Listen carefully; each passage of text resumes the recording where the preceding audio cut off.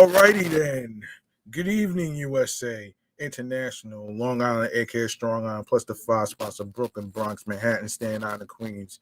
This is your man G Money Stacks, aka the Gregonator, YouTuber, host with the most misunderstood, lonely nomad, unstoppable independent podcaster, and of course, Queens, New York native and rookie podcaster of Lawton, Queens, New York. And you're rocking and hanging out with me and tuning in and listening to the 271st episode of Off the Meat Rat Chainz New York Avenue podcast. Live and direct from StreamYard along with YouTube and aside myself is the Instagram live feed. So make sure you turn on your notifications on Instagram so you can know when each episode is going to be dropping and when I'm going to be able to drop frequent questions on a frequent basis and everything else.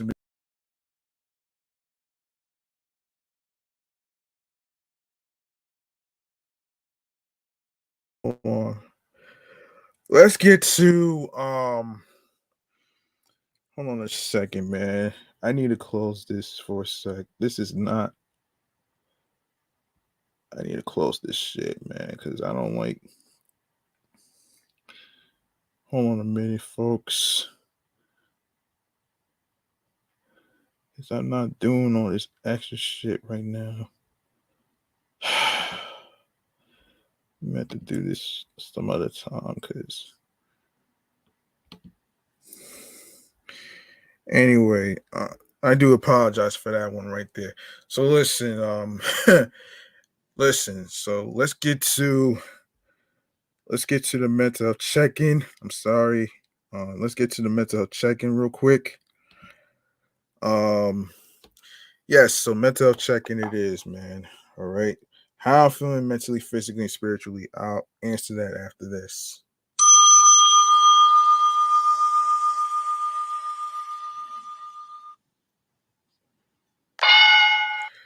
Okay. All right. How I'm feeling mentally, physically, and spiritually, you ask. Well, for the most part, even though I'm having a little discomfort on my shoulder, but I am able to be in good shape for work tomorrow. So, you know what I'm saying? And yeah, so overall, mentally, physically, and spiritually, physically, I'm feeling a little discomfort. Mentally and spiritually, I am doing all right so far. Now let's get to a mental health topic involving vertigo. So let's get into it right here. Don't know how this is happening, but um anyway, let's get to this right now, man. Okay. Now, what is vertigo, you ask? Okay. So vertigo refers to a type of dizziness that gives you the sensation that you or the world around you is spinning. It isn't a medical condition, but a symptom of other conditions that range from viral infections to the formation of calcium carbonate crystals in your inner ear. About 5% of American adults experience vertigo, and many people notice it when they are feeling stressed or anxious. Even though stress doesn't directly cause vertigo, it can contribute to dysfunction of the part of your inner ear that controls balance called the ves- uh, vestibular system. Vestibular system. That's how that goes. Hold that thought.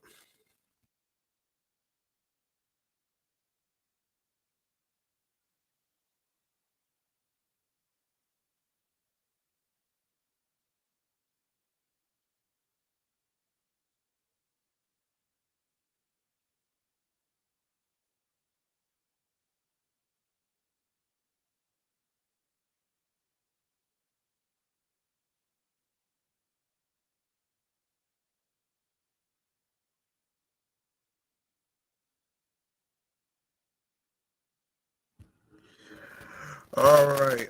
Before I continue, let me see. Yeah, I'm sorry to hear that. Shouts to the real Arab money. I'm sorry to hear that actually. And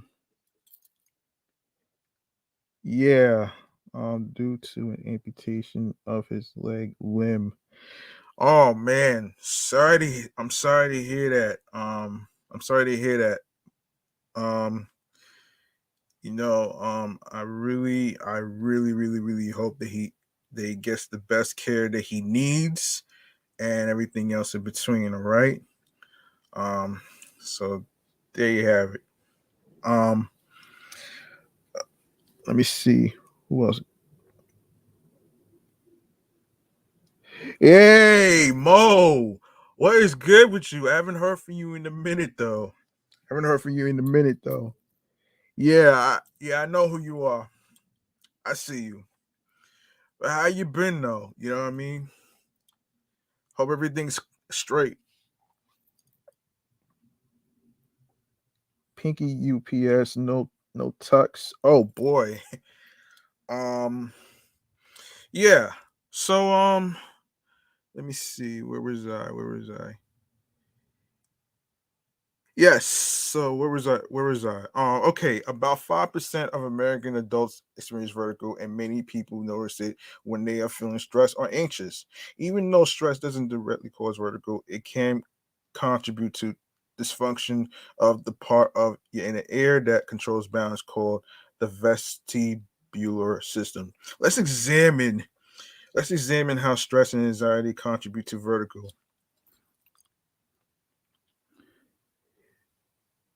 Thank you so much, Mo. I appreciate you, man. I really do appreciate you. I really do appreciate you. Maybe someday you would like to be a guest on my podcast on Instagram Live or StreamYard, depending on your work schedule and all that other stuff. You just let me know in the DM, all right? So boom. Let's see. Yes. Let's examine how stress and anxiety contribute to vertigo. We'll also look at other conditions that cause vertigo and when you should see a doctor. Can stress cause dizziness and other symptoms of vertigo, you ask? Stress and anxiety can contribute to dysfunction of your vestibular system. Dizziness or vertigo can occur if any part of this system is impaired. Vestibular system. In about 85% of cases, the cause of dizziness originates from the vestibular system. Your vestibular system refers to the organ in your inner ear that controls your balance. It's made up of three semicircle shaped canals filled with fluid and tiny hairs.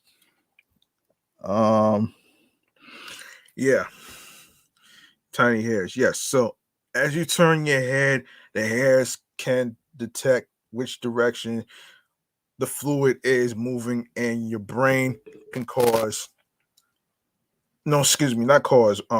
Your brain can use this information to determine what direction your head is facing. Beneath these canals are two similar organs called your utricle and saccule that are also filled with fluid and hairs that and detect acceleration. The information from both sets of organs is sent to your brain via the vestibular nerve. Stress and vertigo, elevated levels of stress hormones, including cortisol, can negatively impact the transmission of neural information from your vestibular system to your brain. It's thought that these hormones may disrupt ion channels in your nerves and neurotransmission in your brain. Your body also releases other chemicals, including histamine and neurosteroids, when you are stressed that may indirectly impair neurotransmission. between your vestibular system and your brain. Anxiety and vertigo. When you chronically feel anxious, your your body's levels of cortisol and other stress hormones remain elevated and negatively impact your vestibular system. A 2016 retrospective study looked at 7,750 people with anxiety disorder and an equal number of people without it. After 9 years of following the participants, the researchers found that people with anxiety disorders were 2.17 times more likely to develop benign paroxysmal, paroxysmal positional vertigo. Hold on.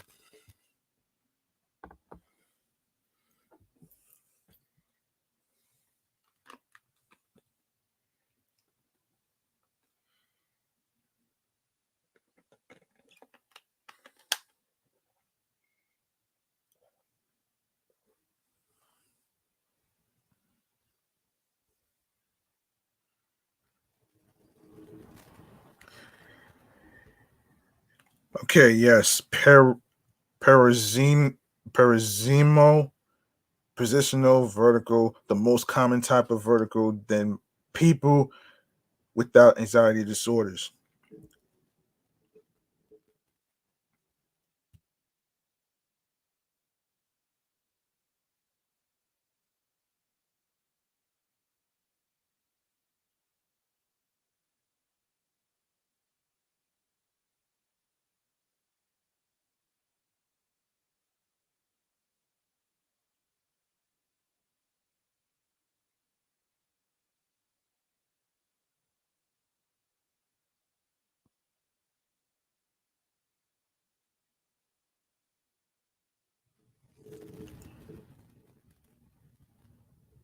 Some people may experience certain vertigo when faced with the trigger of their anxiety. For example, somebody with social anxiety may experience dizziness when forced to be in a crowded room, or a nervous driver may start to see the world spinning when navigating through heavy traffic.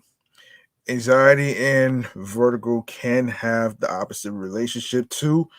Stimulation of the vestibular system and worrying about experiencing vertigo can cause anxiety. Okay, so common signs of vertigo. One moment.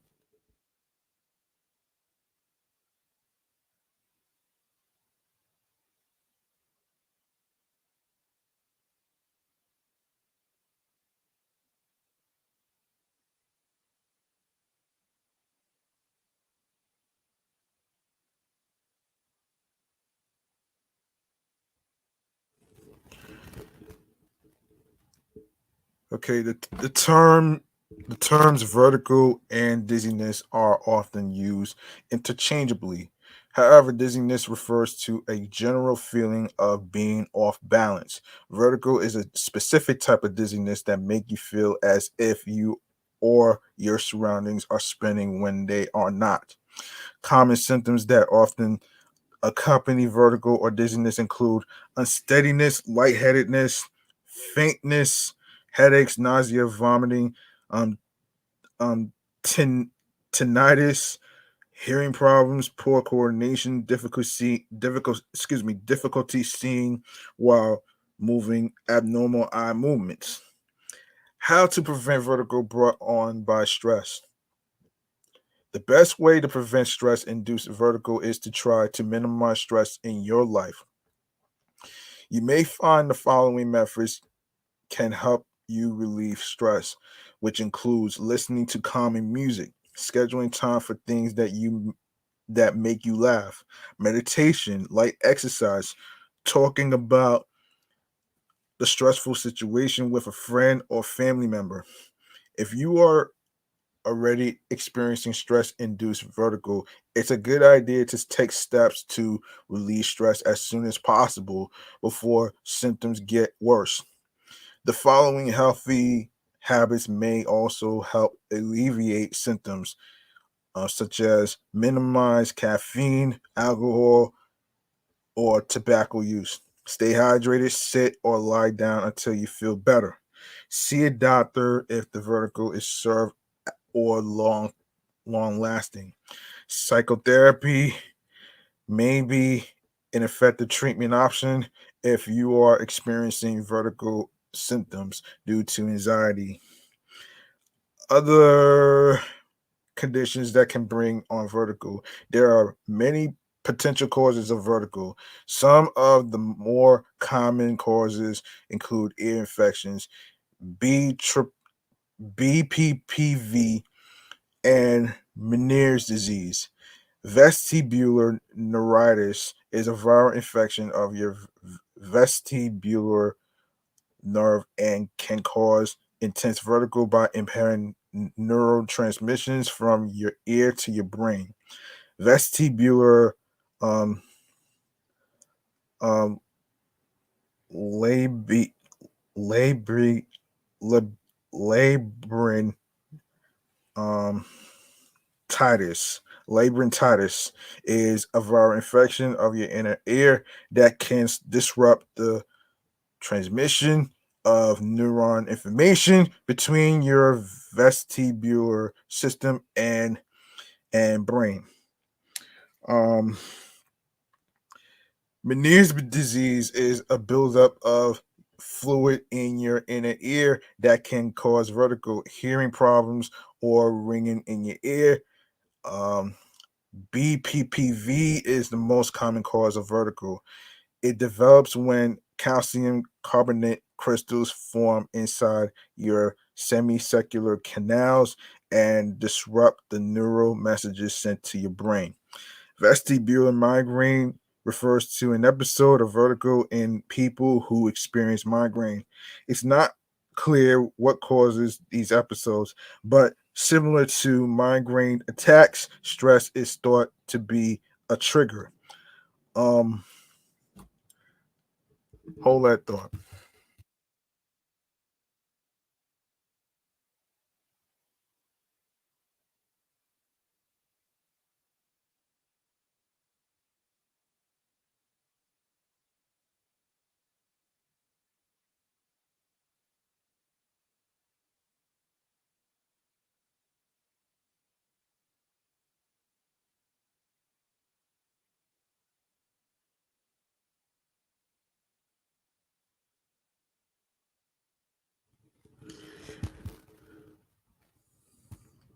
Okay, cholesteatoma is a non-cancerous skin growth most commonly caused by repeated ear infections. It can cause vertigo if it grows into your inner ear. When to see a doctor? It's generally a good idea to see a doctor anytime you've been experiencing um, severe, unexplained, or reoccurring dizziness or vertigo.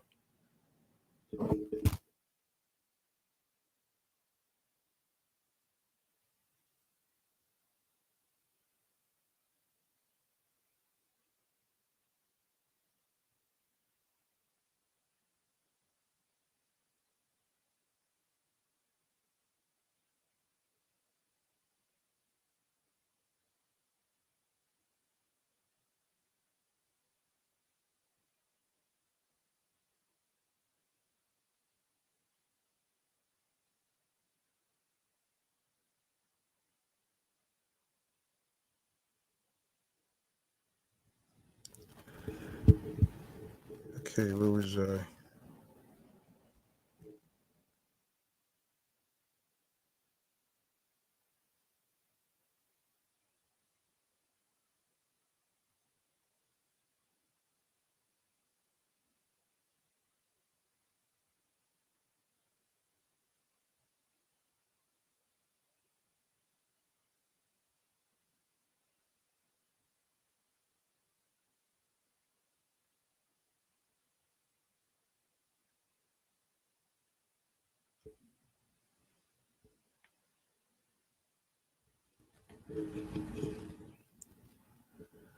You should also see a doctor if your dizziness is accompanied by fainting, seizures, difficulty breathing, chest pain, A doctor can diagnose vertigo with the Dix Hallpike test. They will put you in a position that usually initiates your vertigo when your symptoms start. They'll check your eyes for involuntary movements that indicate vertigo. Here's the takeaway. Stress and anxiety can elevate hormones like cortisol that impair the function of your vestibular system that controls your balance. There are many other causes for vertigo, including inner ear infections and Meniere's disease. If your vertigo is reoccurring or severe, you should see a doctor to get a proper diagnosis. They can also recommend the best treatment options. Okay, before I move on to the trends and news, I want to say, yeah, I do. I want to say, listen, look, you are not alone in any of this, and I'm sorry that you're going through this, Mo. And I really hope you hang in there. And like I said before, I really hope that hold on a second. He mentioned something here. Um he did mention something here. Let me just say. Yeah, I'm sorry to hear about your pops actually. I really hope your dad gets the care that he needs so he could feel better. All right? So there you have it right there, man. So just hang in there. Hang in there, Mo. All right?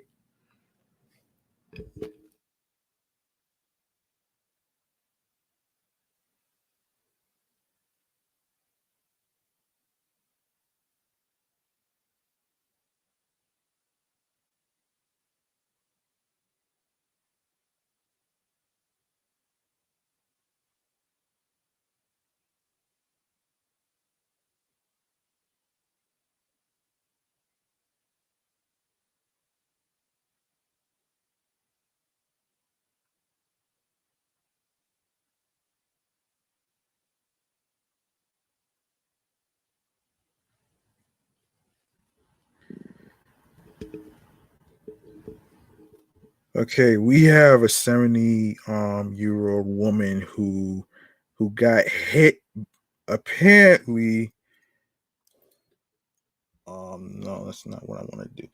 Yeah, we got a 70-year-old woman who got hit by an MTA vehicle or whatever um in Greenwich Village, unfortunately. That's terrible in a sense, but that's gonna be our main particular story in this segment, New York Mass Transit Files. Let's do this.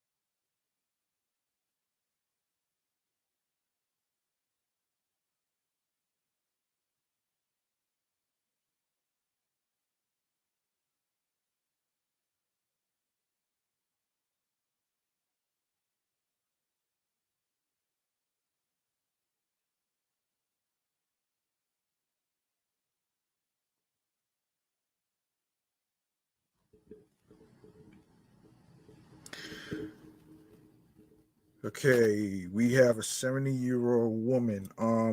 Okay. So police are investigating a 70-year-old woman was struck was struck and killed by an MTA bus near Union Square on Wednesday afternoon. According to police sources, the woman was crossing the street at around 1 p.m. on 13th Street and Broadway when she was fatally hit by a southbound Sim 4C bus. The woman was dragged several feet by the vehicle and was killed instantly. She sustained severe head trauma and leg was detached, sources said. Oh boy. Wow. Wow.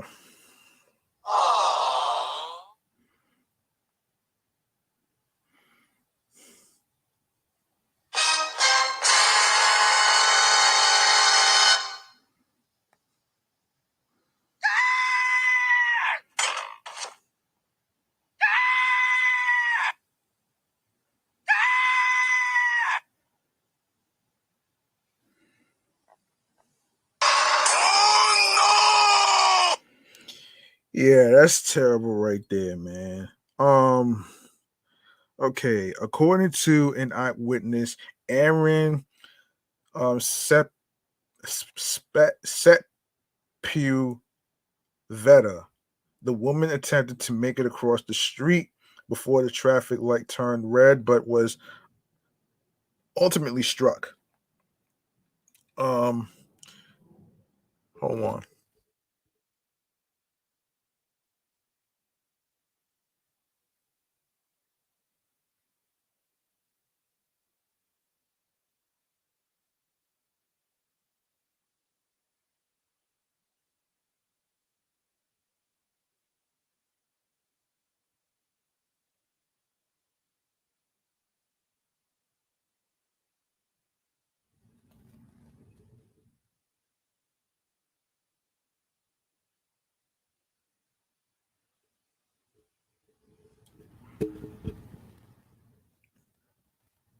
Body parts went flying everywhere. It is definitely traumatizing for everyone on the bus.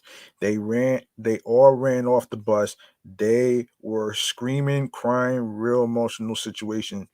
S- Set Sepulveda said. There was no helping her. She was gone. Police said that the bus driver remained on the scene. The NYPD Highway District Collision Squad is investigating. Oh boy.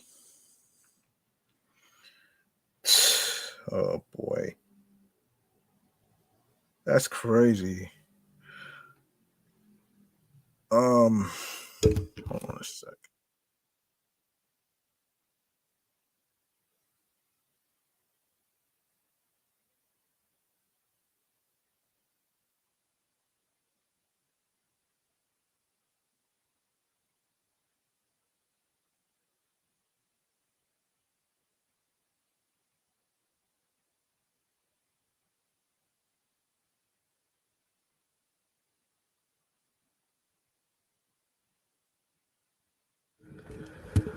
Okay, we got another incident. We got another incident to talk about here. A subway rider was shoved onto a Bronx train track on Tuesday morning in the third such attack across the city this past week. According to police sources, the incident happened at approximately 6:15 a.m. on June 6th at the 174th to 175th Street station in Mount Eden. Sources familiar with the investigation told AM New York Metro that a 42-year-old intoxicated man was waiting at the southbound B and D line when he apparently got into an altercation with the suspected shover who police believe to be in his 20s. Oh boy.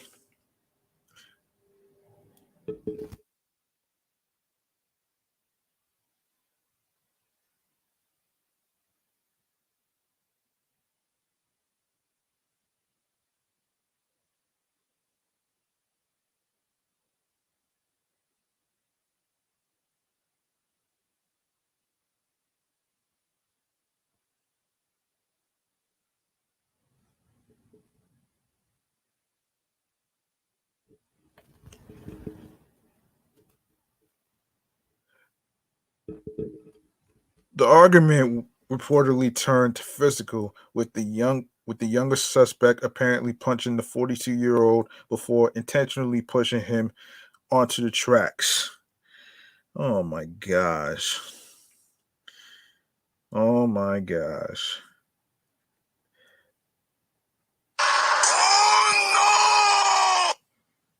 Yeah, that sucks right there, man. That really sucks.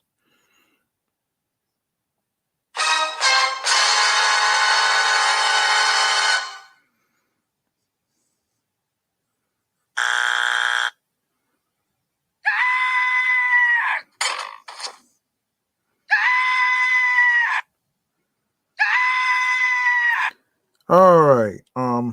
Let's continue. Um Police said the perpetrator immediately fled the station. Meanwhile, fellow strap hangers helped the man back up to the platform before the next train arrived. Officers from the NYPD Transit Bureau responded to the incident. The victim suffered a mouth laceration and complained of back pain. He was taken to Lincoln Hospital where he is in stable condition. So far, no arrests have been made in the ongoing investigation. This marks the third subway pushing since May 30th, when a 25-year-old homeless man punched and shoved a 54-year-old man onto the tracks of a southbound R train in Sunset Park. On June 5th, an 18-year-old woman was also pushed onto the J line at 75th Elders Lane, which I will talk about in a separate episode. At 75th Street Elders Lane stop on the Brooklyn Queens border. The MTA did not commit on the spat of attacks. Oh boy.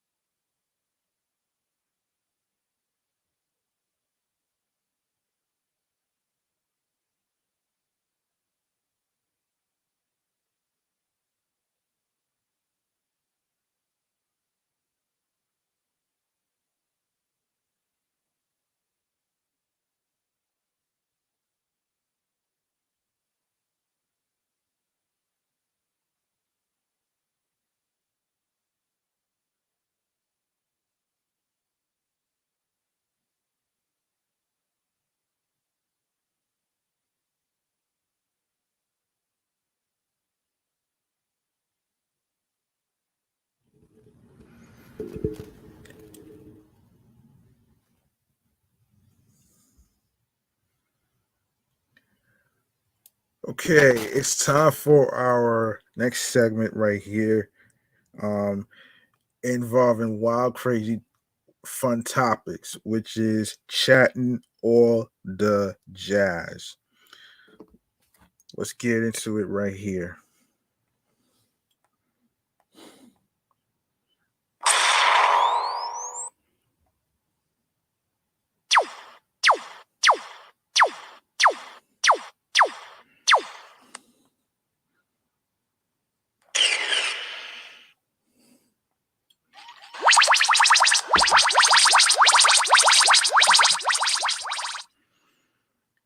All right, so we have another incident that we need to get into right here, and this is from the New York Post. So, um, an out of control drunk driver was charged with manslaughter Tuesday after crashing his car and striking a car, killing two people in Queens, police said. Tamir Khan, age 22, was driving a 2013 Audi A4 northbound on 117th Street in South Ozone Park Monday around 4:25 a.m.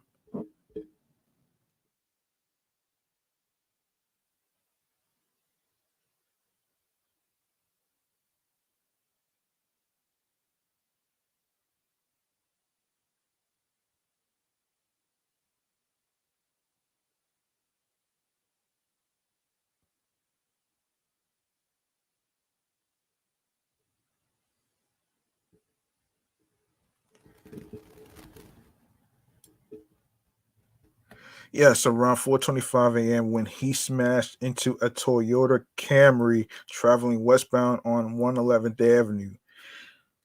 Ugh, the things people do, man. Jeez. The things people do, man.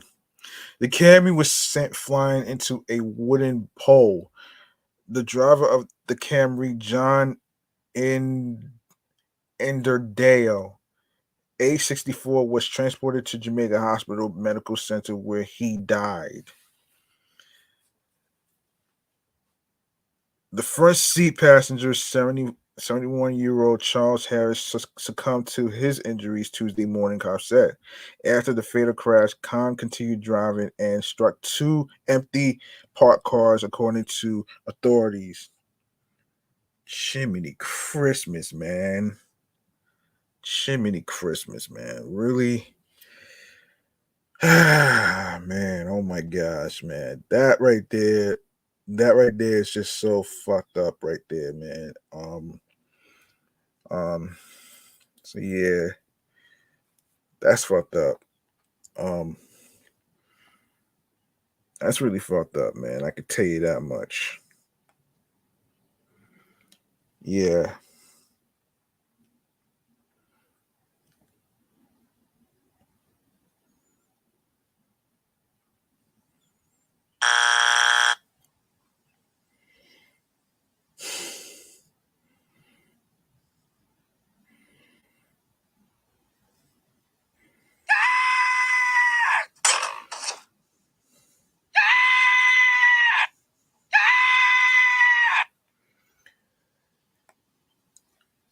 All right, so let's keep going here. When hold on a second. When cops collared him, his blood alcohol concentration was 0.08 or more. Police police said Khan was hit with a slew of charges, including manslaughter, vehicular manslaughter, criminally negligent, homicide, and driving while intoxicated. Um, yeah, while intoxicated. Oh boy.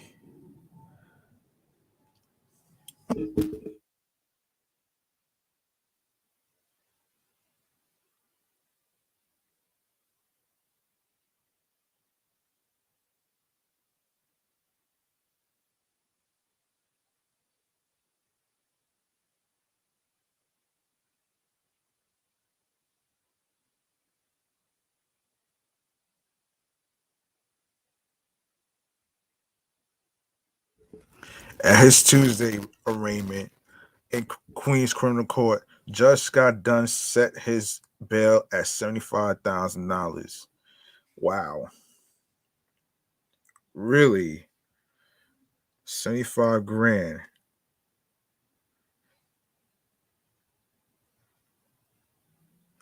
75 grand. That's a lot of money right there.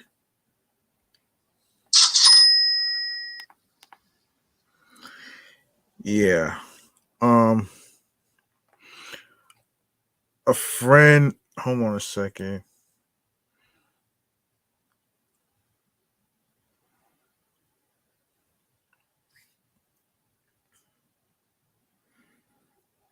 Hold on.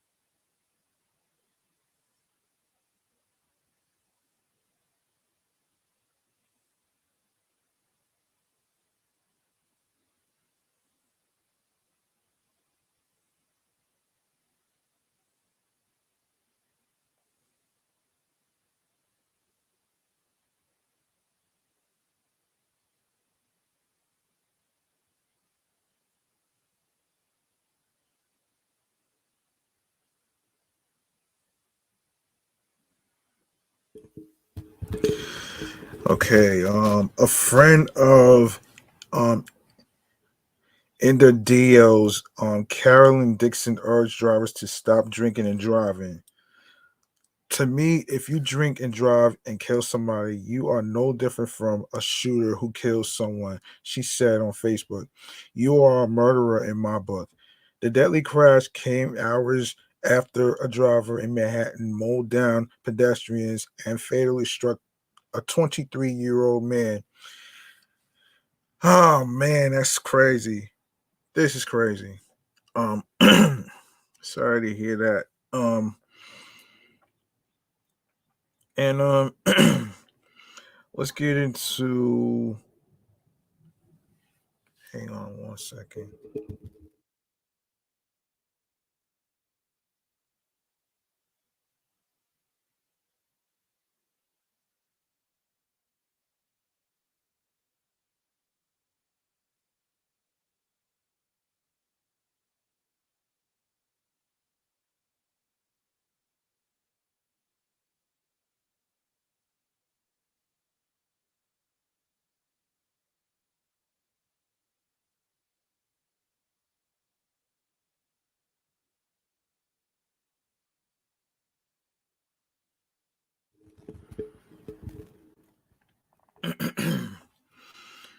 Okay.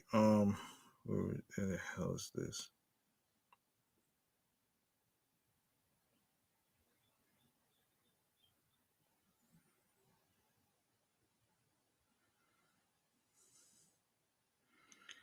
Okay, wait a second.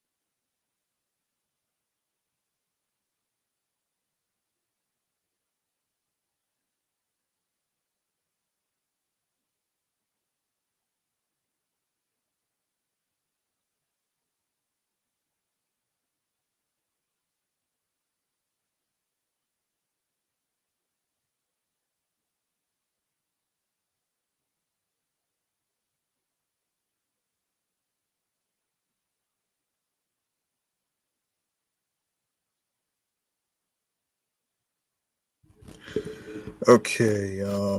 So um next, here's what's happening. The FDNY deployed a robot dog into the rubble of the Lower Manhattan garage that collapsed Tuesday to look for survivors and assess the destruction that killed one person and injured five. The mechanical pooch named Spot was used in place of human firefighters after the structural integrity of the nearly 100-year-old building at 57 Ann Street was deemed unsafe, the department said. Thank God we had the robotic dog that was able to go in the building. This is ideally what we talk about, not sending a human being inside a building as unstable, Mayor Eric Adams said at the scene. Um, a video was taken a video taken by a person at the scene shows the $75,000 robo canine walking towards a pile of building debris and falling on its side when it attempts to climb over a slab of broken concrete.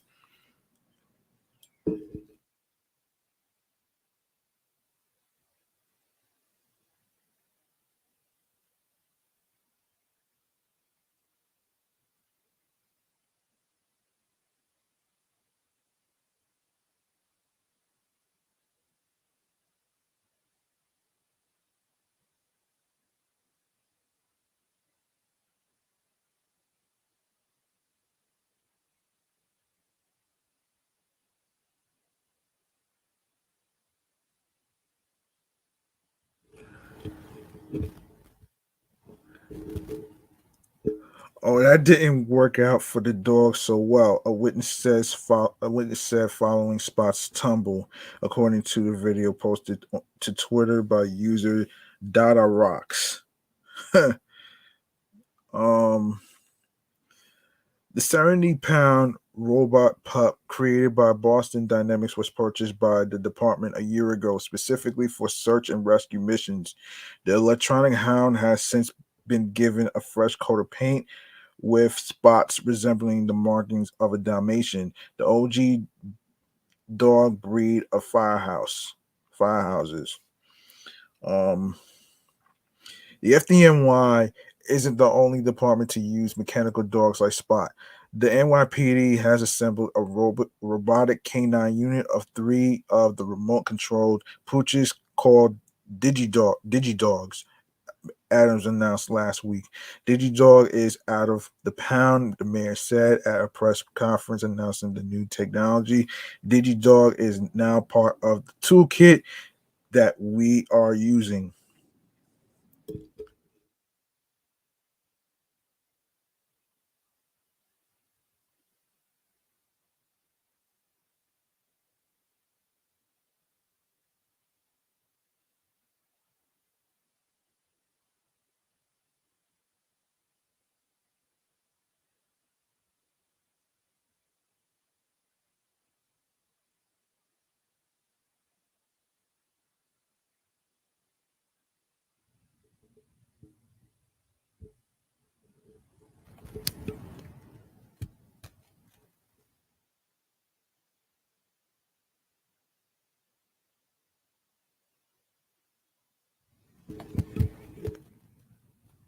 The four-legged robots were initially unveiled by the former de Blasio administration, but were scrapped after they were dragged by social media users who said they seemed like something out of a Black Mirror episode.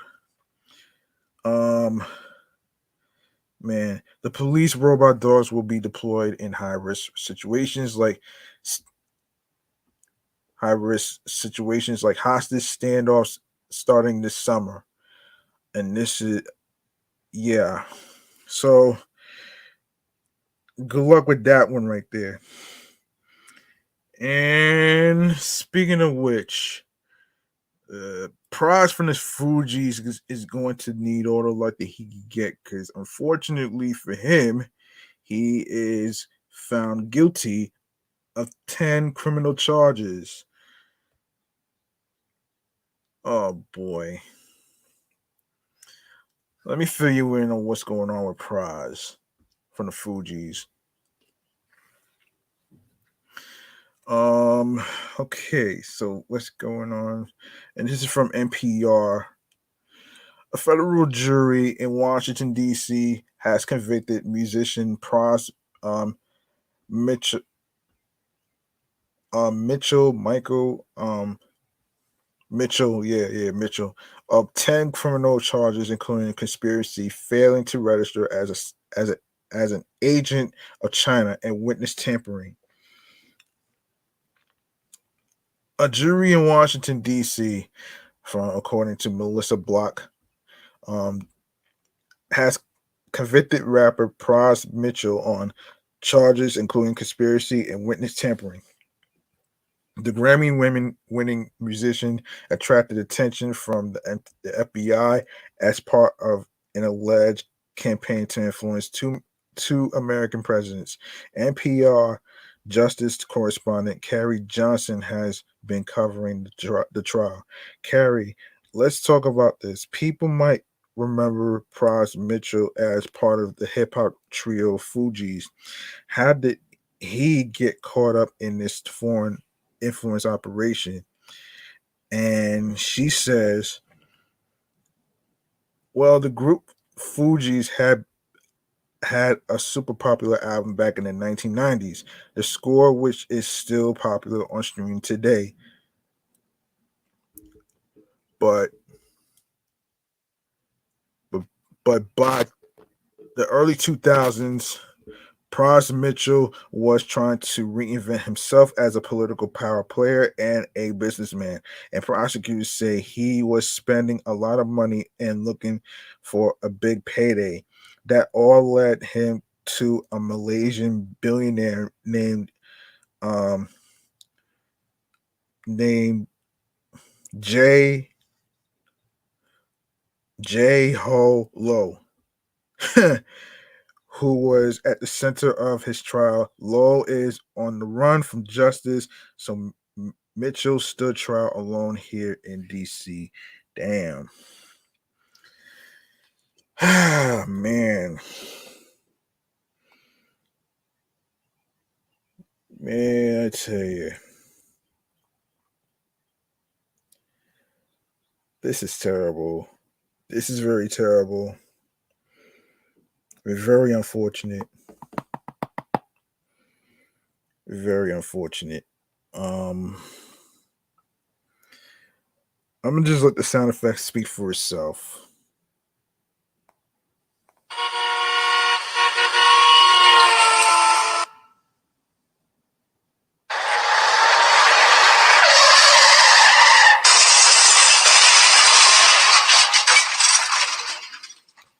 And unfortunately, it's game over for Pras, man. It really is game over for Pras. That's crazy. It is. Yeah, it's game over for Pras. I'm sorry. um, yeah, it is. It is. It is.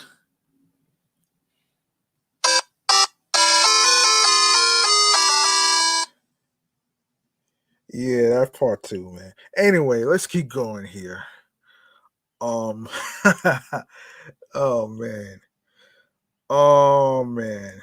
Okay, let's keep going here. Let's keep going.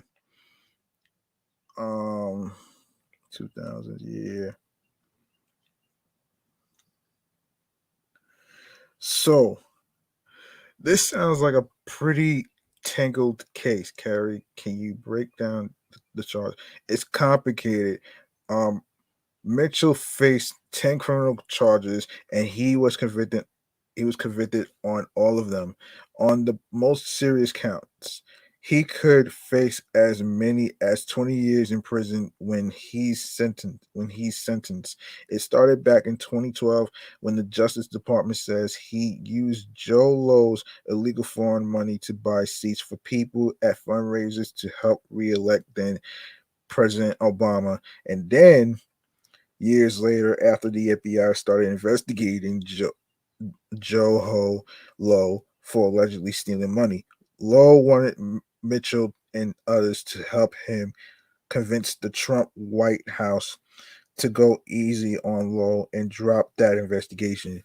One part of the scheme was to try to get Trump to send a dissident living in the U.S. back to China to curry favor with the Chinese government. But the common thread here really is that Mitchell collected about $100 million from J- Jay Holo to try to influence two different U.S. presidential administrations. And that's crazy, man. And Carrie, you were in the courtroom when the defendant Pras Mitchell testified this month. How did it go? It was a little rough at first. He talked about growing up in New Jersey with very religious parents, and then almost overnight going from the streets to of New York to Park Avenue when fugees hit it big. Mitchell talked about lavish displays of wealth, big parties, and with lots of celebrities, and he name dropped several of his friends. But then he faced a really withering cross examination. He seemed to blame his lawyer and his financial advisor, and he said he thought this money from J Ho Low was basically free money. The idea that paying $20 million for a photo with Obama was what the market would bear. Now, taking the witness stand as a defendant is a pretty risky move. It really may have backfired here in this case. Um, okay, so and the jury didn't take long to reach its verdict. Just a couple of days of deliberation, any reaction to Pras Mitchell.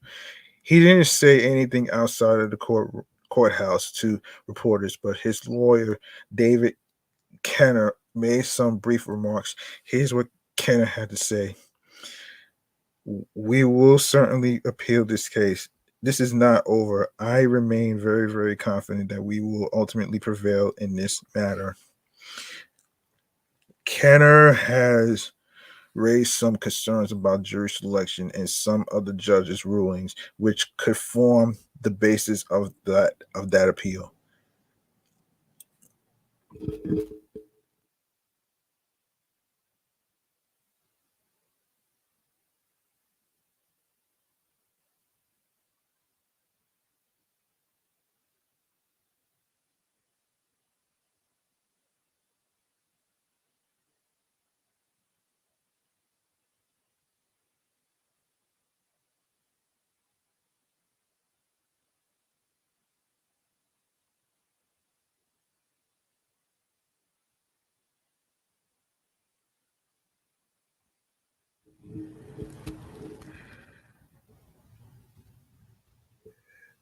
Okay, Carrie, as you've been covering this case, what stood out for you?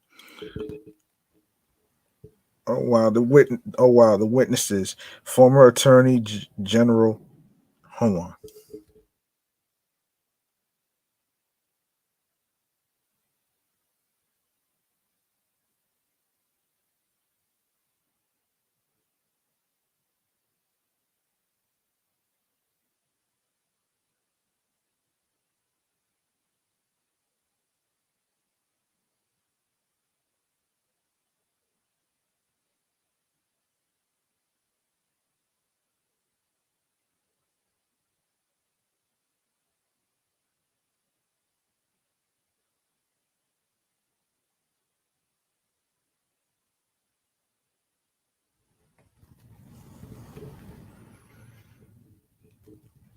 Okay, all right. So, the witnesses, former Attorney General Jeff Sessions testified, and then there was the actor Leonardo DiCaprio. He came in under heavy security.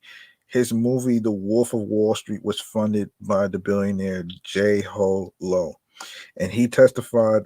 Lowe told him he wanted to spend 20 or 30 million dollars to help reelect Obama back in 2012. That all turned out to be pretty important since injecting foreign money into the campaign system was a part of his case against Pras Mitchell. Damn. That's crazy, man. This is crazy. Yeah. I don't know, man. He shouldn't have done what he did, man. And let's get to the layoffs of Clubhouse. All right, so Clubhouse is making a major reboot. The once the once buzzy audio live streaming social app is laying off more than half its staff in what founders say is a necessary strategy pivot. Clubhouse founders Paul Davidson and Rohan Sefs announced the layoffs in a memo to employees Thursday. We arrived at this conclusion reluctantly as we have years of runway remaining and do not feel immediate pressure to reduce costs, they said. But we believe that a smaller team will give us focus and speed and help us launch the next evolution of the product. The San Francisco based Clubhouse had closed to 100 employees, Davidson said at the TechCrunch Disrupt conference last October. Damn, man. That has to really suck right there. That's gotta suck. Um Yeah, that right there gotta suck though. Feel bad for the workers though who get laid off. That can never feel good.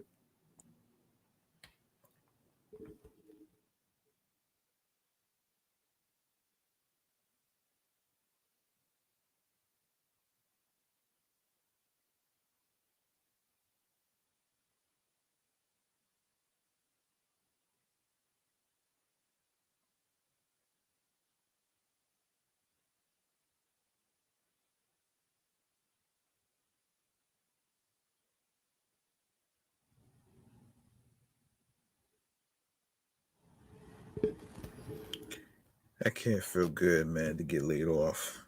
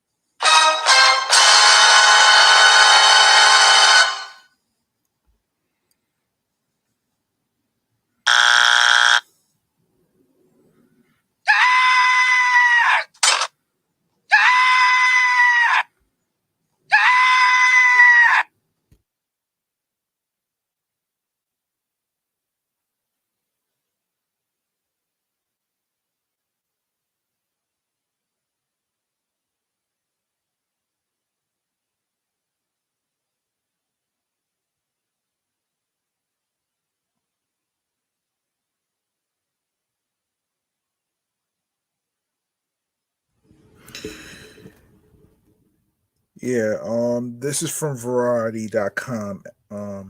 Let me keep going here. So, Clubhouse has raised $110 million in funding and was reportedly valued at $4 billion.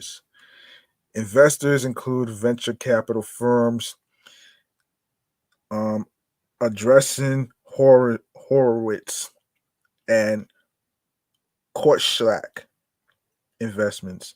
Twitter, prior to Elon Musk's acquisition, had been in talks to buy Clubhouse for $4 billion, according to a 2021 report by Bloomberg. Oh Lord. Oh boy. Um, hang on a sec.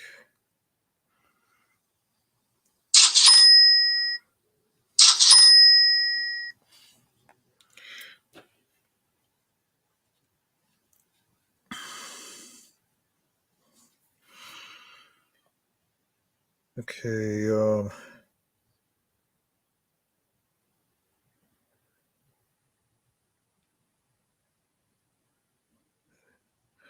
All right. The company's founders said we would not be making this change if we didn't feel it was absolutely necessary. Launched in April 2020 at the outset of the global COVID slamdemic. Clubhouse had gained traction for the app's live audio discussions and spurred Facebook, Spotify, and Twitter to launch copycats.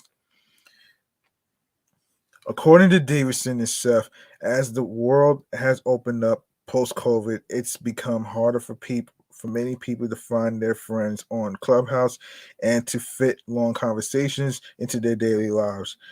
To find its role in the world, the product needs to evolve. This requires a period of change. In order to fix this, we need to reset the company, eliminate roles, and take it down to a smaller, product focused team. The founders didn't detail their vision for what Clubhouse 2.0 will look like, but they said slashing the workforce will allow a leaner team to accelerate development.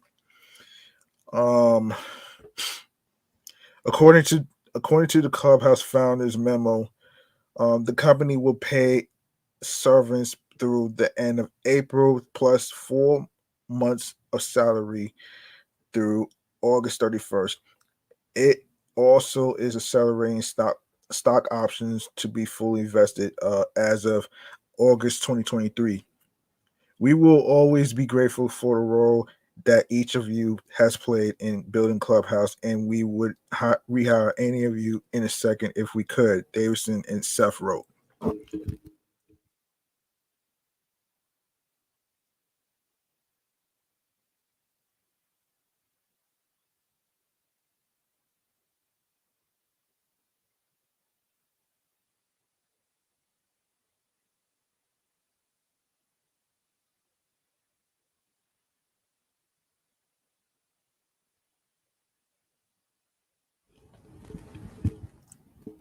Our hope is to rebuild and one day earn the right to do that. Among other partnerships, Clubhouse 2 years ago inked a pact with the NFL to produce exclusive live programming on the app for the 2021 NFL Draft. Hmm. Okay. Good luck with that one. Um. Good luck with that one. Um. Let's see.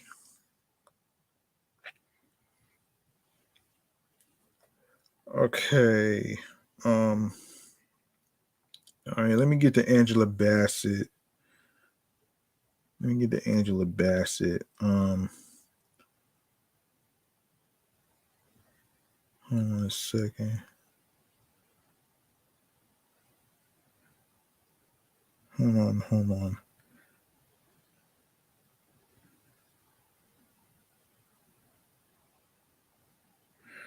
All right, let's get to Angela Bassett. Um, Angela Bassett is opening up about her snub at the 2023 Oscars. Bassett, age 64, wrote about the moment she shared with Austin Butler in his write up for the Time 100 Most Influential People of 2023 series, saying that she understood intimately how he was feeling in the moment.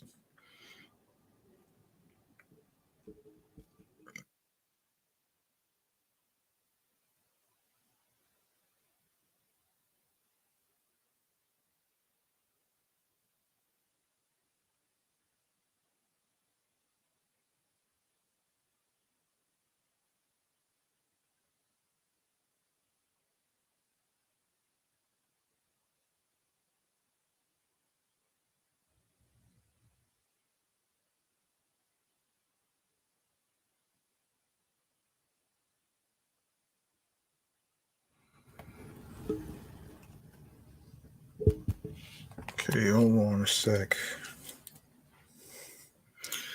Hold on. Who is this? Yeah. Anyway. All right. Let me keep going here. Bassett and Buff. Bassett and Butler both failed to win Oscars at the 95th Academy Awards ceremony, and a touching video of the two holding hands went viral. On the evening of the Oscars, with Austin seated next to me, I understood intimately what he felt when it was time to learn if he would climb those stairs to the stage. Bassett wrote in the Time 100 piece. So I took his hand and held it softly as the winner was announced. Although his name wasn't called, Austin is no less a winner. She continued, the time had come for Austin to say goodbye to Elvis as he began to embrace an infinite universe of possibilities as an actor.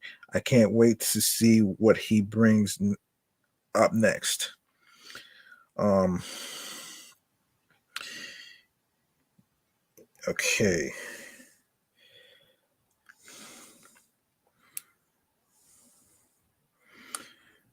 Um,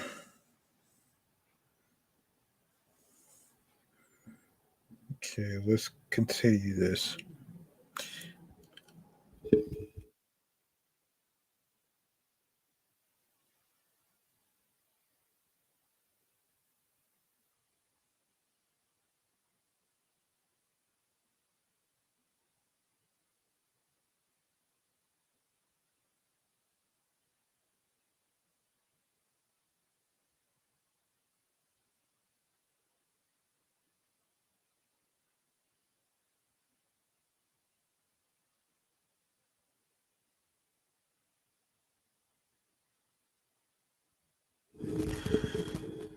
Bassett was nominated for the Oscar for Best Supporting Actress for her role in Black Panther Wakanda Forever, which she lost to Jamie Lee Curtis, also age 64, for her performance in Everything Everywhere All at Once. Meanwhile, Butler was nominated for Best Actor for his role as the King of Rock and Roll in the Baz Luhrmann biopic Elvis, but he lost to Brendan Fraser, The Whale. When it was announced that Curtis won, Bassett seemed less than thrilled, and as seen in ABC's telecast, seemingly didn't stand up to clap while seated in the front row. Oh man. Some Twitter users were disappointed to see the Black Panther star sit through the applause for Curtis, while others were just disappointed Bassett didn't win. Although Curtis won Best Supporting Actress at the SAG Awards last week, Bassett snagged the Golden Globes for supporting actress, and many thought she would get the Oscars nod as well. Bassett was the first person to be nominated for an Oscar from a Marvel movie. After her loss, Michael B. Jordan and Jonathan Majors took the stage to hand out the award for Best Cinematography and honored Bassett with a quick standout. Hey, Auntie, Jordan said, which was a reference to 2018's Black Panther. We love you, Majors added. Earlier in the night, of the Oscars, Bassett, who was first nominated for an Oscar in 1994 for What's Love Got to Do with It, told Entertainment Tonight that she was feeling pretty good. Wearing a purple Moschino gown, Bassett was joined by her husband, Courtney B. Vance, and their 17-year-old twins, um, Bronan and Slater, who said they hope their mom win. I just think it's long overdue, and I really want to see her beyond. I really want to see her be honored the way that I know she would be. Slater said, and so this will mean a lot to me, and I know it'll mean even more to her. So I'm waiting and I'm ready for it. Curtis win marked her first ever Academy Award, and she thanked everyone who got her to where she is in her speech. I know it looks like I'm standing up here by myself, but I'm not. I am I am hundreds of people. The everything everywhere all at once star said. My babe Michelle Yeoh, um, Kay Hoi Kwan, Stephanie, the entire group of artists who made this movie, we just won an Oscar.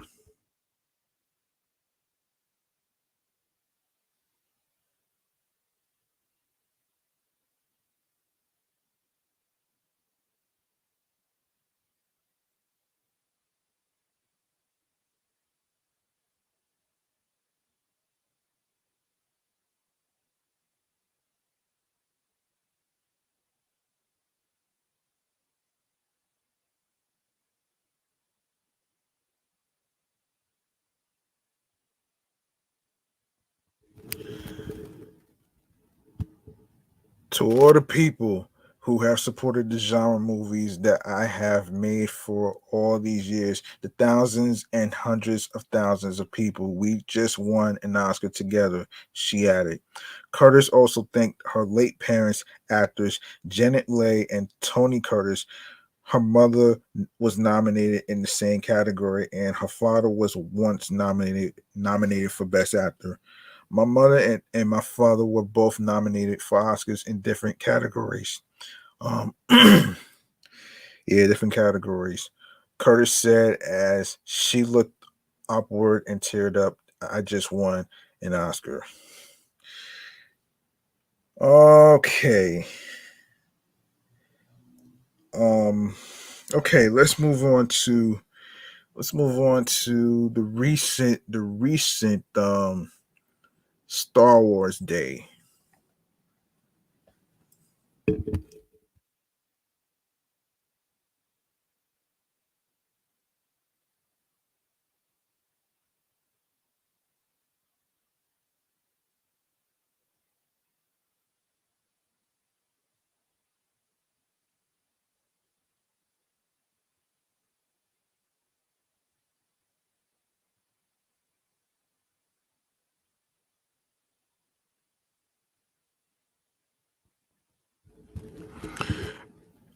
Okay.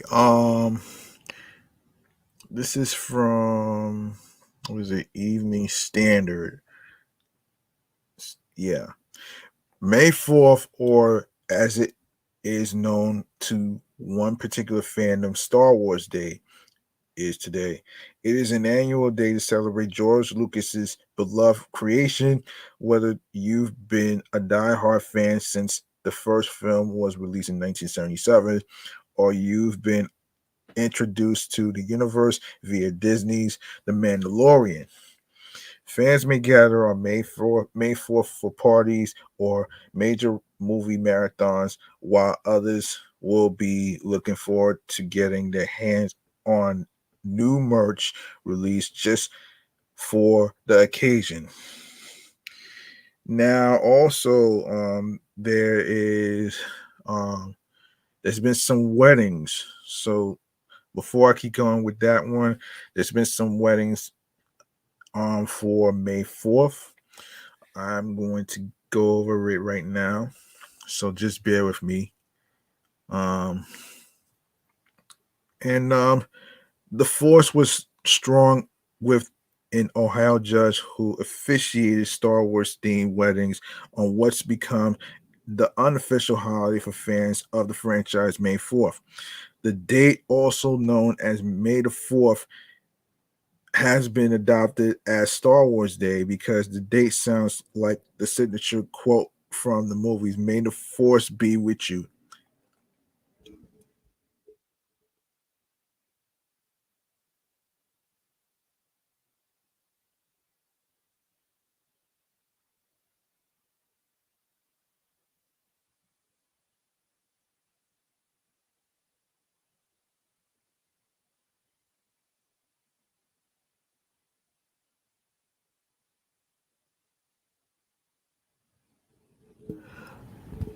Some devotees decided to make it their wedding day, and six couples tied the knot on Thursday in 15-minute ceremonies at the Highland Universal Gathering spot in Akron, with the original 1978 movie Star Wars Episode 4: A New Hope playing in the background.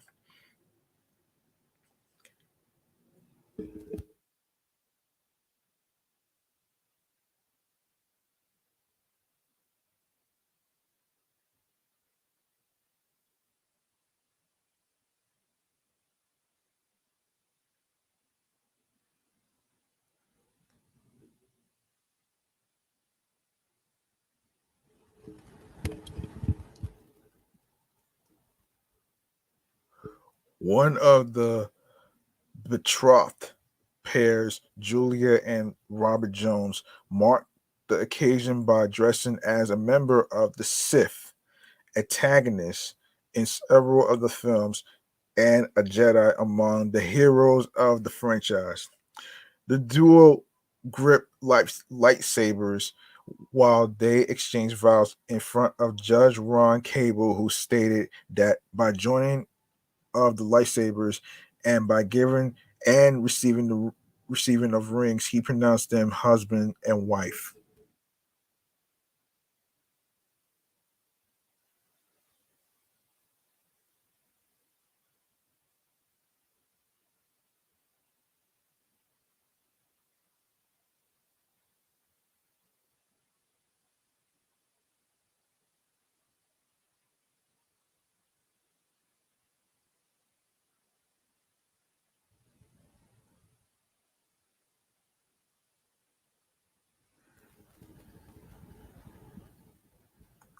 I wish you all the happiness added.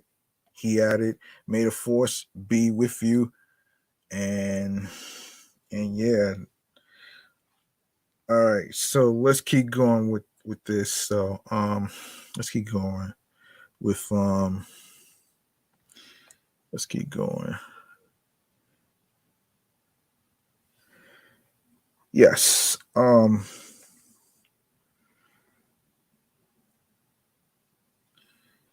Yes. On occasion, yes.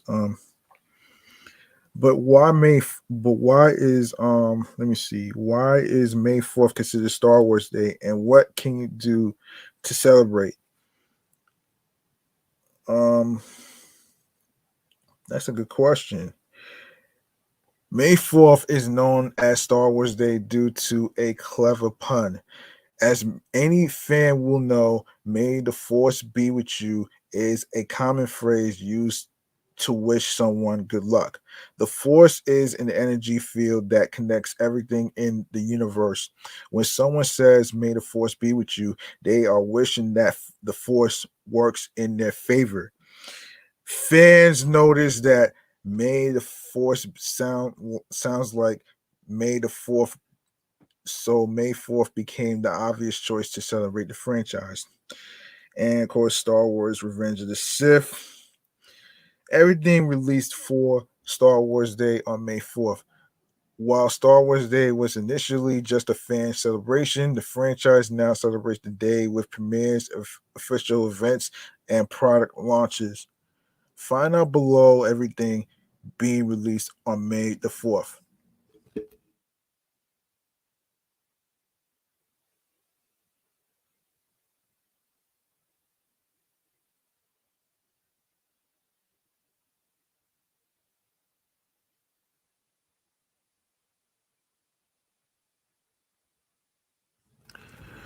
Lego Star Wars. To mark the special occasion,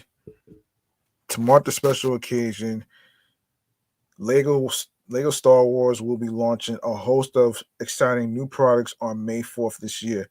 The X-Wing Starfighter RRP 2 209.99 is the newest Ultimate Collector Series version of the T65 with an updated wing and engine design and a new cockpit interior. Okay, wait a second. Wait a second. So this is $209.99. Meanwhile, the Endor Speeder Chase diorama costing $69.99 and is the Brick Brand's 40th anniversary set. And the Executor Superstar Destroyer recreates Darth Vader's personal flagship and captures every detail of one of the largest Imperial starships ever created. It will be available for $59.99. Lastly, um, lastly, the pirate snub fighter for is for Mandalorian fans and younger Star Wars aficionados. It includes stud shooters and a thermal detonator alongside minifigures of Vane and Snub Fighter Pilot. You will be able to get your hands on it for $29.99. Star Wars Visions Volume 2 on May 4th. The animated series Star Wars Visions will get a second installment. The 9 episodes are set to feature filmmakers across the globe. They will be titled. Wait a minute.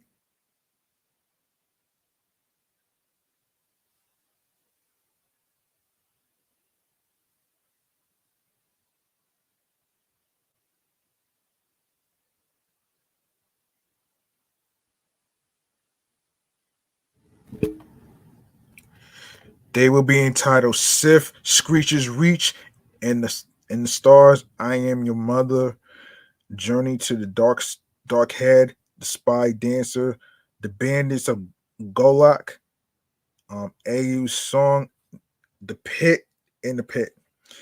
Star Wars Young Jedi Adventures and animated TV series. This Star Wars animated series geared towards youngsters will be set during the High Republic era and we'll see how younglings learn the ways of the Force.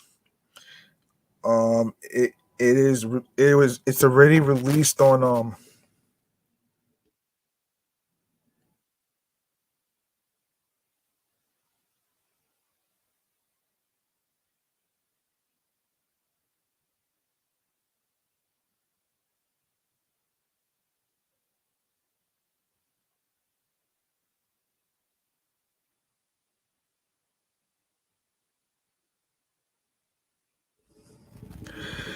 Okay. It will be released on Disney Plus. It already came out already, and Disney Junior on May 4th. So go check it out on Disney Plus. Disney Home Star Wars range. Disney Home will give Star Wars fans the chance to make their homes reflect their favorite franchise. From a Grogu wallpaper and a Star Wars light shade to a Stormtrooper fleece blanket and a Darth Vader cushion, there will be something on offer for everyone. The full list of their May 4th collection that will be available to buy at Dune Dune Nelm includes the Star Wars Grogu wallpaper. That's that's um that's $12. Star Wars pendant shade, $18. Star Wars Grogu 3D cushion, $12. Star Wars Black Darth Vader cushion, $12. Star Wars Imperial Stormtrooper print, $57.99. Star Wars Gray Storm Trooper fleece blanket, $8.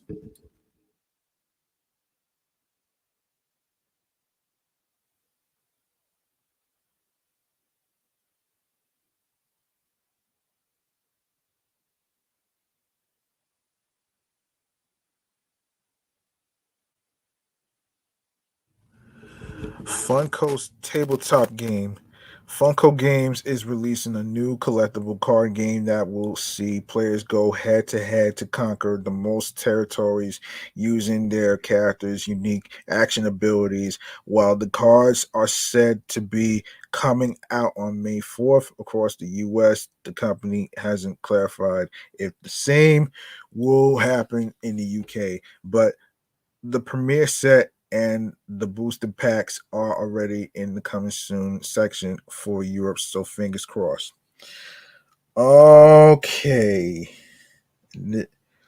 All right, so London Mural, Carrie Fisher's Hollywood Walk of Fame star is included. Um, Hang on a second.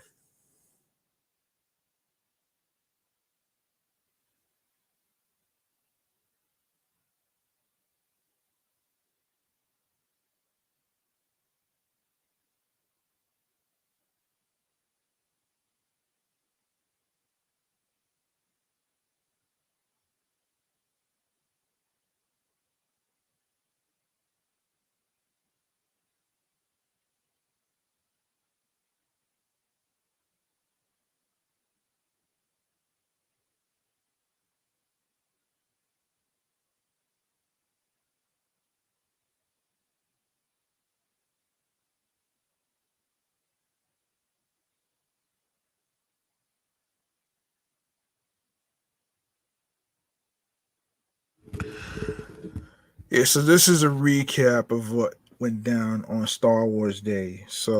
Um, So a little recap here, actually. What is it? Carrie Fisher's Hollywood Walk of Fame. So, Star Wars actress Carrie Fisher, who famously played Princess Leia in the film franchise, will be honored posthumously with a star on the Hollywood Walk of Fame.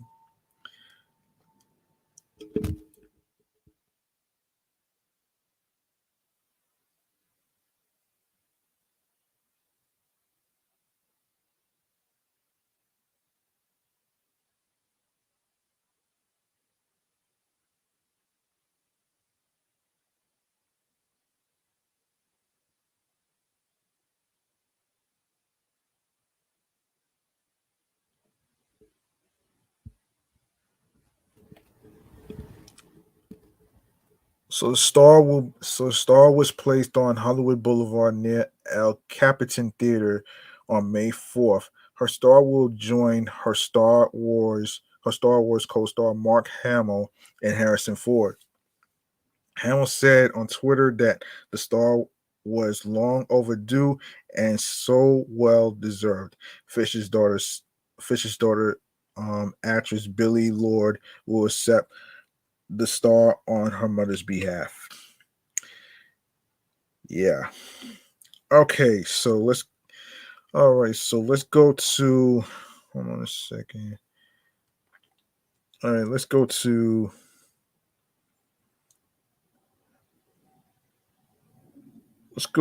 Kendrick Lamar.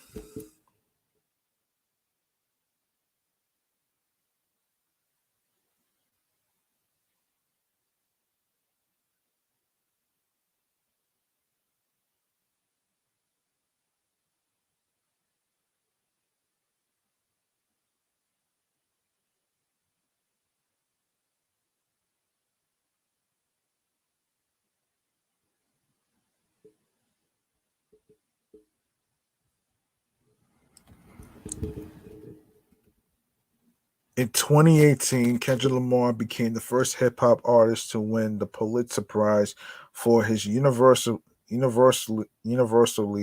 beloved album "Damn." This year, the United in Grief rapper is headlining at 5 major music festivals all over North America from June through October. Um, we're impressed. We don't see any of his fellow Pulitzer winners headline alongside Foo Fighters this year, and you won't want to miss a Kendrick festival appearance. Seeing Kendrick live was thrilling. I hadn't seen him since his to Pimp a Butterfly tour. Um, said New York Post writer PJ McCormick, who saw Lamar live at New York City's Governor's Ball.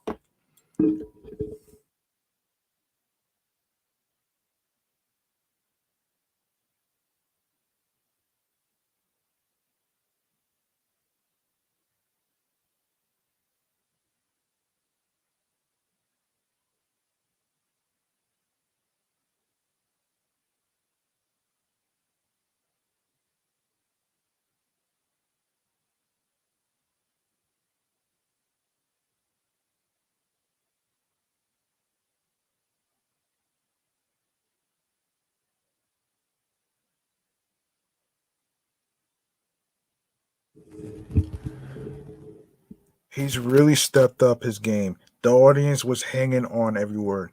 His King Kunta was the highlight or the surprise appearance from his cousin Baby Keem on their joint single Family Ties.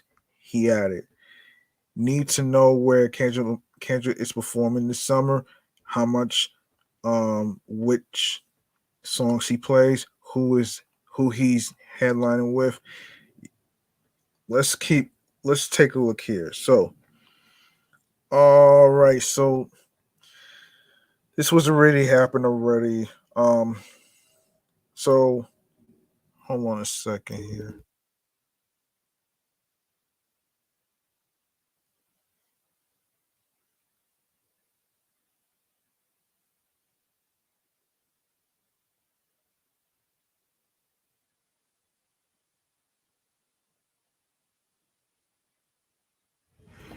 If you missed the action between June 15th to June 18th, don't worry. I got you with the other dates. Lola Palooza, August 3rd to the 6th at Grant Park in Chicago, Illinois, which includes Red Hot Chili Peppers, Billie Eilish, the 1975 Karol G, A Boogie with the Hoodie, and of course Kendrick Lamar himself is included.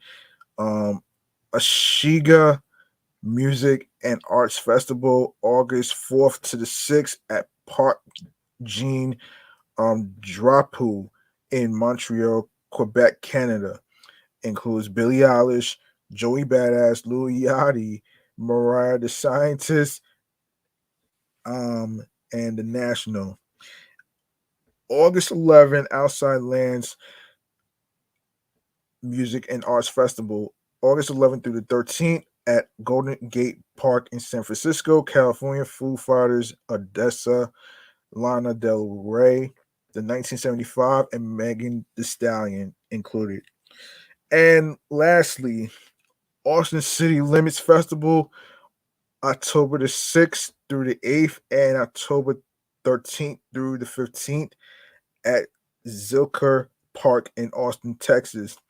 This includes Foo Fighters, Mumford and Sons, Labyrinth, and the Lumineers, and Alanis Morissette. Okay, so and here's a closer look based on the findings from Setlist FM, N95, Element, ADHD, King Kunta, Wise, Worldwide Steppers, um, Nose, Nostalgia, um, Backseat, Freestyle.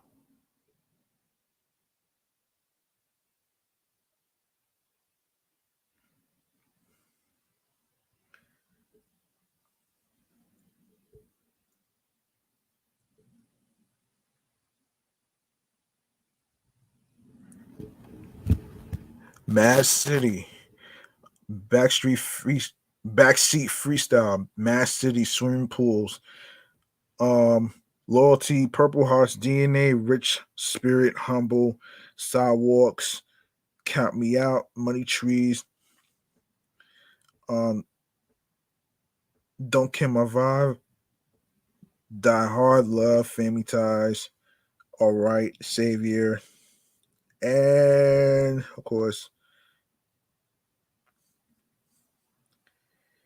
the next few months, um, where hip hop stars on tour in 2023. There are so many iconic heroes on tour this year. We can barely contain our excitement, which includes Drake with 21 Savage, Wu Tang Clan with Nas, Snoop Dogg with Wiz Khalifa, Too Short, Warren G, and more. 50 Cent with Busta Rhymes and Jeremiah, LL Cool J with Big Boy, Salt and Pepper, The Roots, and more. And who else is out and about? Check out our list of the 52 biggest concert tours in 2023. Here to find out. I will save that for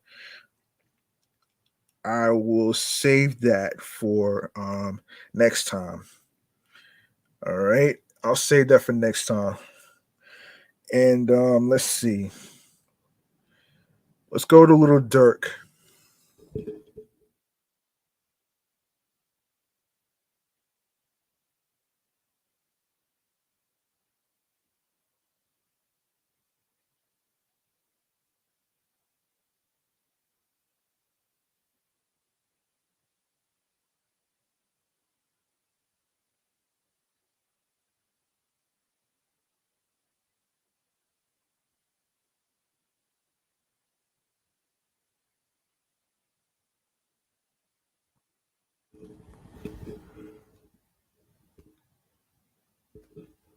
Okay. Okay, Little Dirk. Here we go. Here we go.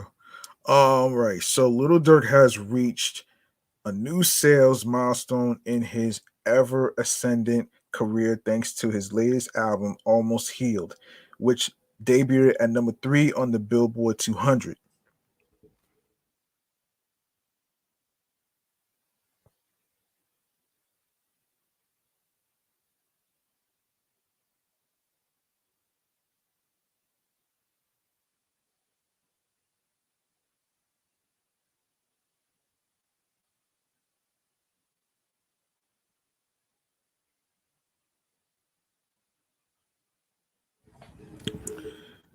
According to Billboard, the project debuted at number 3 on this week's Billboard 200 chart after earning 125,000 album equivalent units in its first week.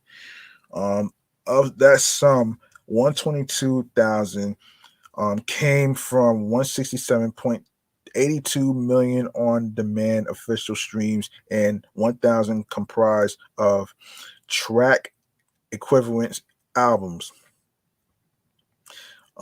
While pure album sales accounted for 2,000, that marks the largest sales week of Durk's solo career, surpassing his previous effort 7220, which opened with 120,500 units last March.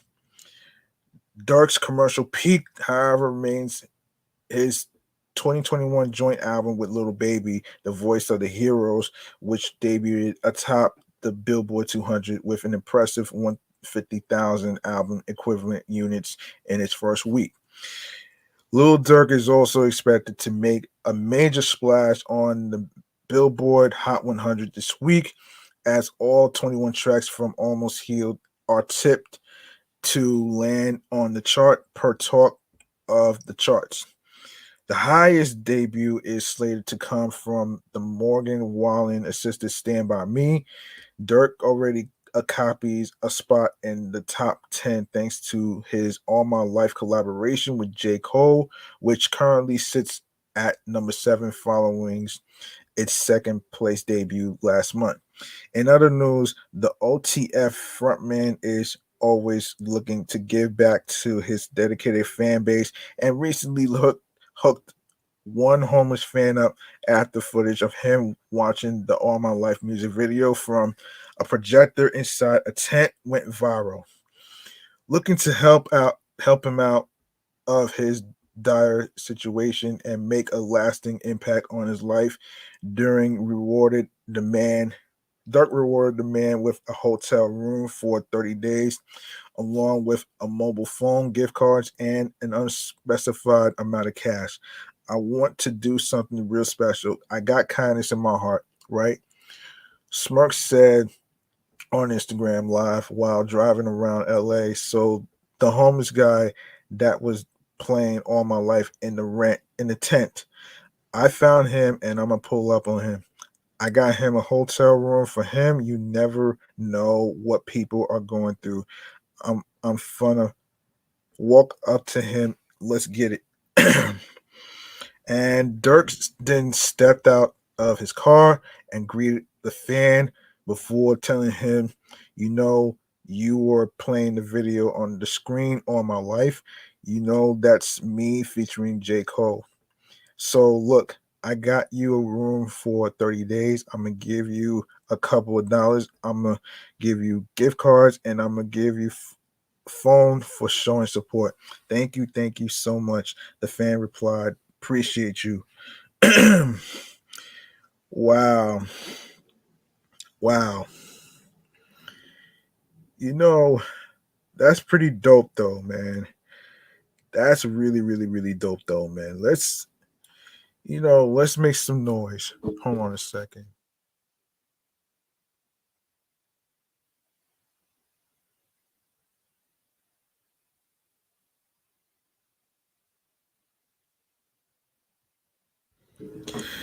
Let's make some noise for Lil Durk for giving back to his community, for helping out the homeless person, and helping out the community and everything else in between.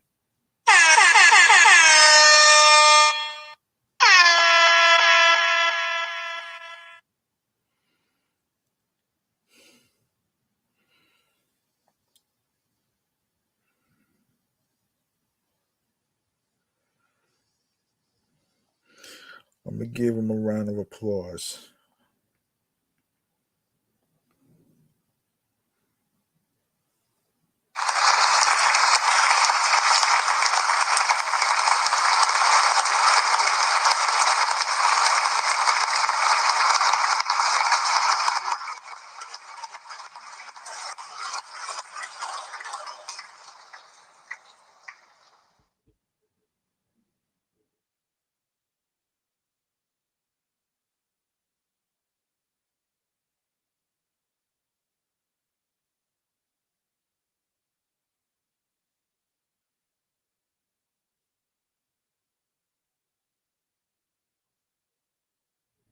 Another person to congratulate is Missy Elliot. Let's get it. This is probably gonna be the last one. So on Wednesday, May 3rd, Missy Elliott revealed in her triumphs after being inducted into the Rock and Roll Hall of Fame. The hip hop polemic celebrated the news on Twitter, crediting her super friends on her latest feat. I want to say this is huge, not for just me, but all my sisters in hip hop. This door is now open to showcase the hard work and what many of us contribute to music. She tweeted, "I I have cried all morning because I am grateful. Thank you, at Rock Hall and all on the committee and super friends." Missy continues sharing her gratitude by highlighting her early beginnings as a young star coming from Ports Portsmouth, Virginia, saying, "I can't stop crying. I am from Portsmouth, Portsmouth, Virginia, aka P Town, number 57, 757 to 804. I send my love. You daydream of these moments, but today it's real. VA to up to down, the seven cities, all my folk. I am grateful." Elliot didn't mince her words. She also es- addressed her detractors who once dubbed her irrelevant. "It's times I have gotten online and seen you're irrelevant, you're sick, washed up, and it would crush me at times. But God, you made me strong. I kept going, and you allowed my decades of work to speak for itself. I am humbled. Thank you for all the supporters. I love you," she wrote. Mona Scott Young, CEO of Monami Entertainment and Elliot's 25th year manager, shares Missy receiving this honor of not only being the first female hip hop artist to ever be inducted into the Rock and Roll Hall of Fame and being one of only three women to be inducted in their first year of eligibility in the the penultimate moment in a stellar career defined by record breaking ceiling shattered first from mind blowing musical contributions to iconic, mind bending visuals. Missy continues to shift pop culture and elevate what is possible. Um, I could not be prouder or more honored to be a part of her incredible journey.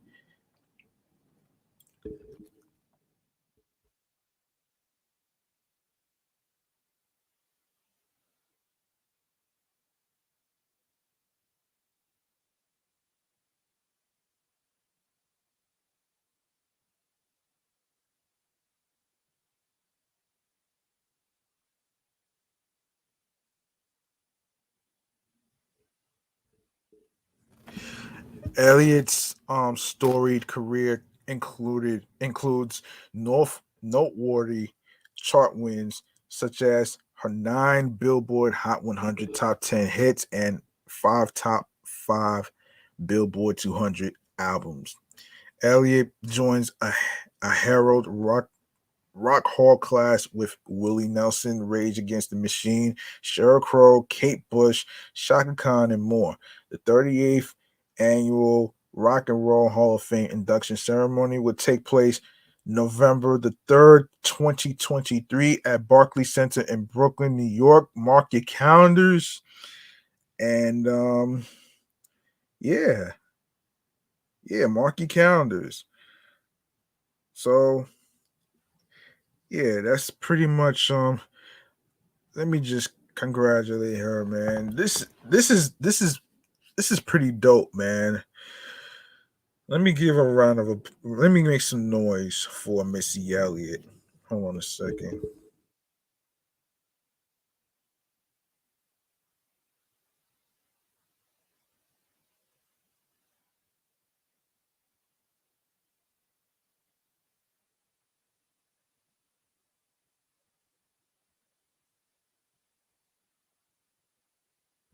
Okay, let's make some noise. Hold on. Hold on a second.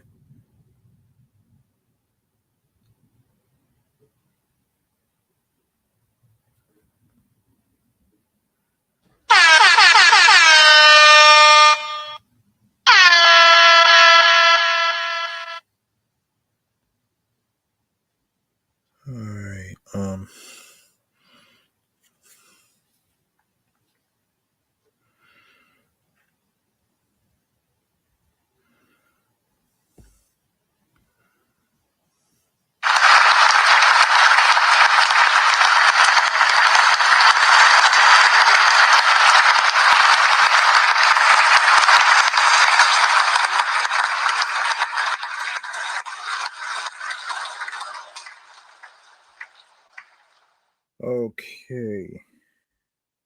Um,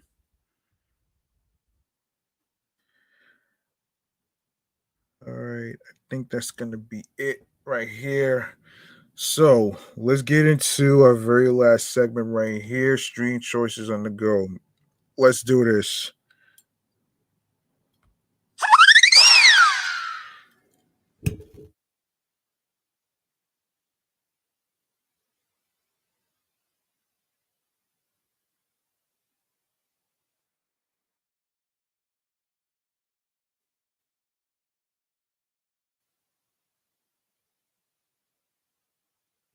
Yes. So stream choices on the go. Um, yeah. Yeah, let me just say this though. If you basically like this episode and along with other previous episodes whatsoever, please feel free to follow this New York Avenue podcast platform on Facebook and Instagram alongside with my sports podcast, Excellent Fun Vibrant Talks podcast, of course. I just dropped off episode 61. So check it out.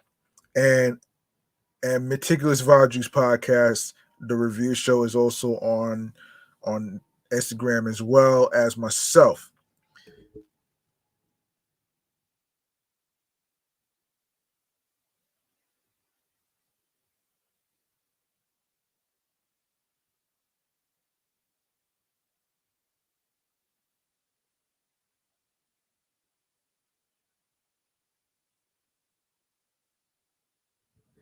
Yes, so as well as myself, which is G Money Stacks 555. No, actually, yeah, triple five. Excuse me. Yes, G Money Stacks triple five in Queens, New York. Um, turn on your notifications so you can know when each episode is going to be dropping, and along with some questions and whatever comes up, I will bring it to you. And look, go to the link in bio, right? And you're gonna see a whole list of all the streaming platforms, including the ones visually. So the link says linktree / G Money Stacks triple five, right? Um one moment here.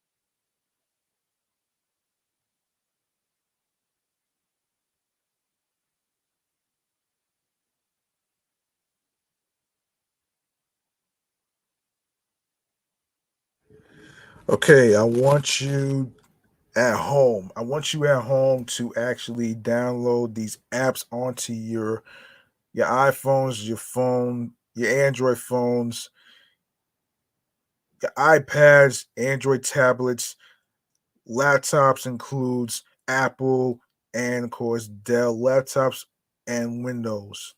All right.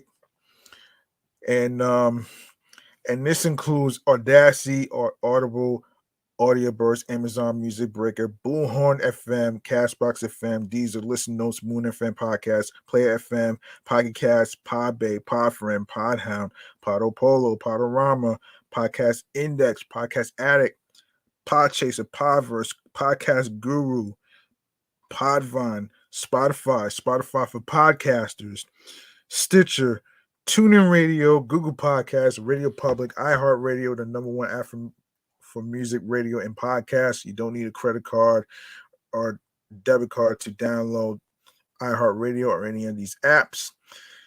Make sure you follow Off the Meat Rat Chainz New York Avenue podcast on iHeartRadio, along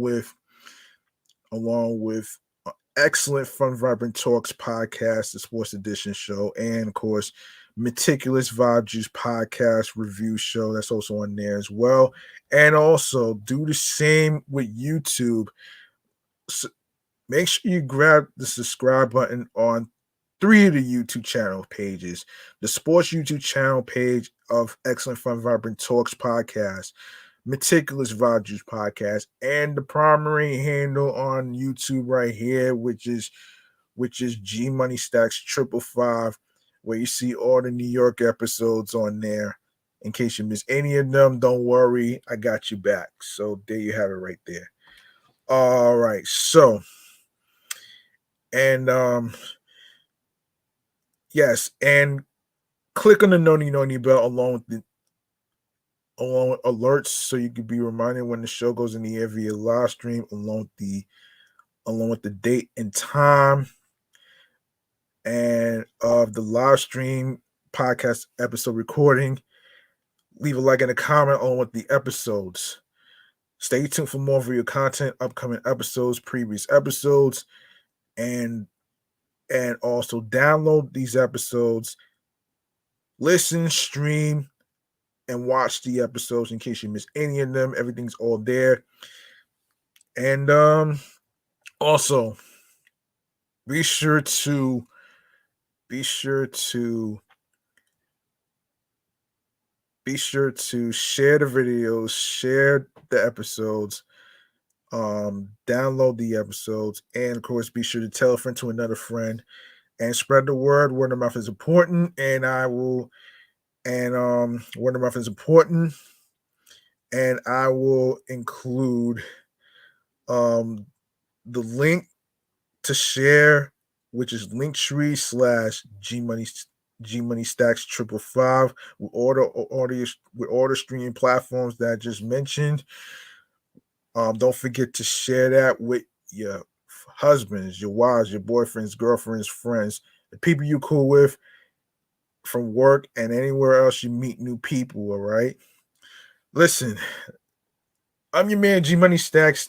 Thank you very much for listening to episode 271. I really appreciate this, man, and especially dedicating this to Star Wars Day. You could have listened to any other podcast whatsoever, but you chose to listen to this New York Avenue podcast right here. So here we go. As I always say, remember, the grind doesn't stop, hard work pays off. You want something, you have to work hard and you have to earn it. Be on your P's and Q's, find your voice, especially find something that clicks to you, creatively, mentally, physically, and spiritually, that gets you into your zone alongside with tunnel vision. All right, so I'm up out of here. I hope y'all enjoy your Father's Day weekend, and I hope y'all enjoy the rest of your week and the weekend as well, man. Peace and one love, and be careful out there. And of course, good night, everybody. Nighty night.